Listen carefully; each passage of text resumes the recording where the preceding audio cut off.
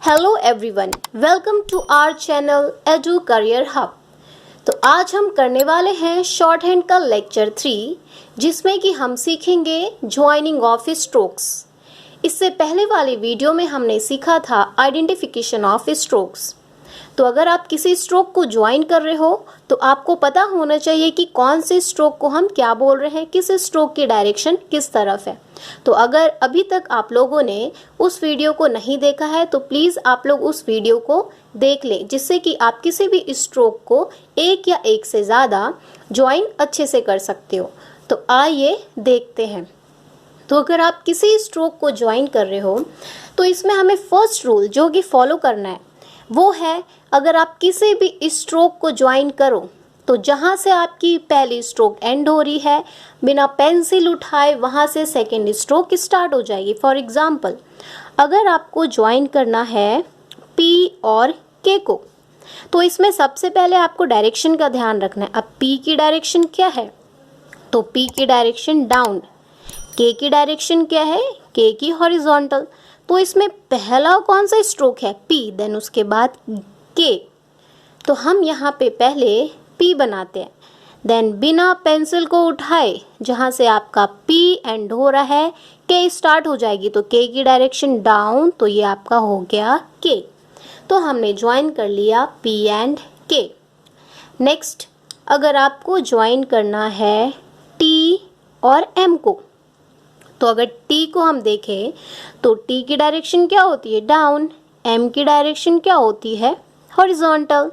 तो पहला है टी, तो हमने यहाँ पे टी बना लिया बिना पेंसिल को उठाए, जहाँ से पी आपका एंड हो रहा है एम स्टार्ट हो जाएगा। अब देखो बच्चे इसको क्या करते हैं गलती से, ये टी तो ऐसे बनाते बट एम को ऐसे कर देते हैं। तो अगर आप ऐसे कर रहे हो तो आपको ध्यान रखना है कि ये ऐसे गलत हो जाएगा। ठीक है, आपको पता होना चाहिए कौन से स्ट्रोक की डायरेक्शन किस तरफ जा रही है। ठीक है, देन नेक्स्ट हम देखते हैं एफ डी। अगर आपको एफ और डी को ज्वाइन करना है तो पहले हम सिंगल सिंगल सारे स्ट्रोक बनाएंगे। ये हो गया एफ, देन डी है तो हमने डी बना लिया। अगर हमें ज्वाइन करना है तो पहले एफ है तो एफ बनाओ, जहाँ से एफ एंड हो रहा है ये हमने बना लिया डी। ठीक है, अब जब आप ज्वाइन कर रहे हो तो आपको लाइट और डार्क का बहुत ज़्यादा ध्यान रखना है। ठीक है, अब इसमें कंफ्यूज नहीं होना कि यहाँ पे एफ तो हमने बना लिए चलो ऐसे, बट डी तो हम लाइन पे बना रहे थे तो हम डी को ऐसे लेंगे, नहीं। अगर आप डी को ऐसे लेते हो तो इसमें डी की डायरेक्शन क्या हो जाएगी, अप, बट डी की डायरेक्शन तो डाउन है। तो अब इसमें थ्रू द लाइन भी आ सकता है, बस इसमें आपको ध्यान रखना है कि जो आपकी डायरेक्शन है वो सही हो। देन हम नेक्स्ट ज्वाइन करते हैं चे एंड पी।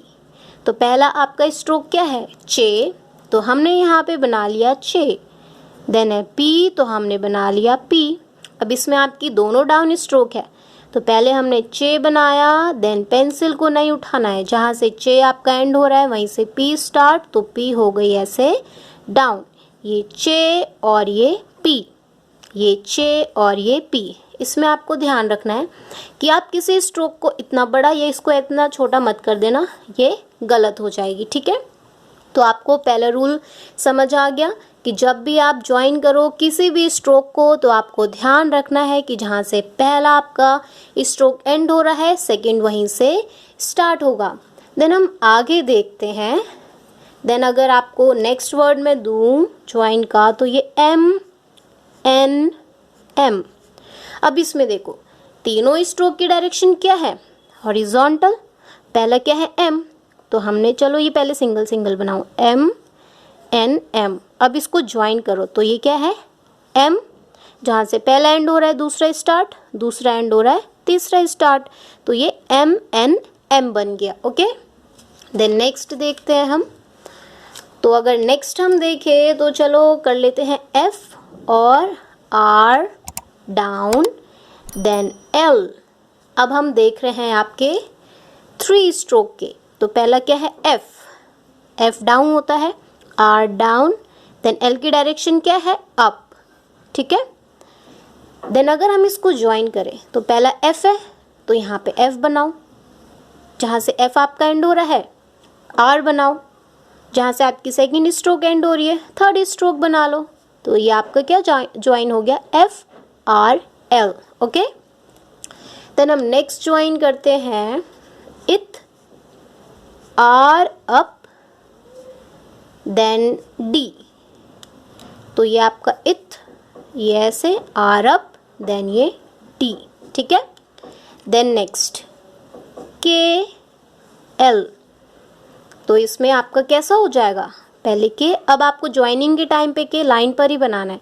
वो हमने स्टार्टिंग में सीखा था कि आपको क्लियर दिखे इसलिए थोड़ा सा ऊपर लिया था, बट अब ये ऐसे और ये ऐसे, ठीक है। ये हो गया आपका के और एल। देन नेक्स्ट, अगर आपको ज्वाइन करना है एम और डी को, तो इसको कैसे ज्वाइन करोगे।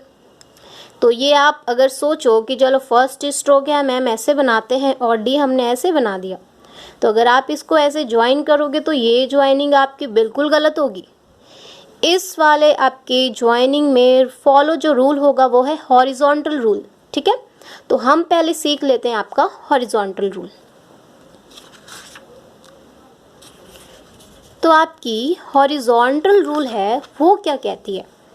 अब ये बहुत ज़्यादा इम्पॉर्टेंट रूल है, तो इसको ध्यान से आप लोग समझो और नोट भी कर लेना।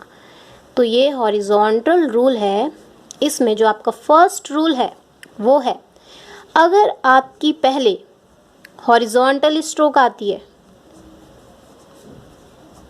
देन अगर उसके बाद आपकी आएगी डाउन स्ट्रोक, तो जो आपका हॉरिजॉन्टल स्ट्रोक है वो हो जाएगा अबव द लाइन, और जो आपकी डाउन स्ट्रोक है वो लाइन पर बनेगी, ठीक है। देखो एग्जाम्पल, जिसे आपको ज्वाइन करना है के और डी को, तो के की डायरेक्शन क्या है, यहाँ पे के की हॉरिजॉन्टल है और डी की डाउन है।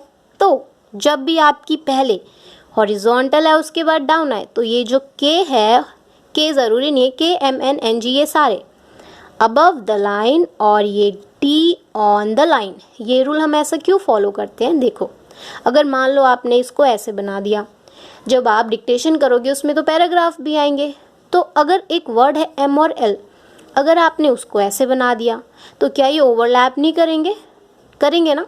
इसलिए हम हॉरिजॉन्टल रूल को फॉलो करते हैं। इसमें कुछ और भी मैं आपको दे रही हूँ लेटर्स, जैसे आपको ज्वाइन करना है एम एन डी। अब इसमें देखो हॉरिजॉन्टल रूल आपका ज़रूरी नहीं है बस एक ही स्ट्रोक आनी चाहिए हॉरिजॉन्टल, नहीं, ये एक या एक से ज़्यादा हो सकते हैं। तो अगर आपको एम एन डी ज्वाइन करना है, एम एन दोनों की डायरेक्शन कैसी है, हॉरिजॉन्टल है, और उसके बाद जस्ट उसके बाद क्या आ रहा है, डी।